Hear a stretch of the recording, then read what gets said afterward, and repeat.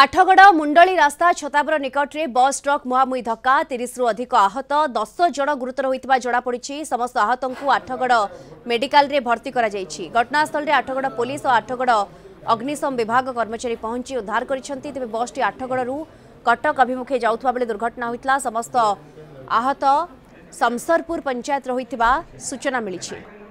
ना ये तो जाऊे प्रशासन तरफ आरेंजमेंट सब ठीक थिला किंतु दुर्भाग्यजनक भाव गोटे टलर पिटी देला गाड़ी बालांस रही तलू गड़िला भितर पाखापाखि 30 जन लोकंर आघात प्राप्त होती। एसडीएम साथ आलोचना करागला समस्त स्वास्थ्य अवस्था स्थिर अच्छी सेमती किसी गुरुतर होना।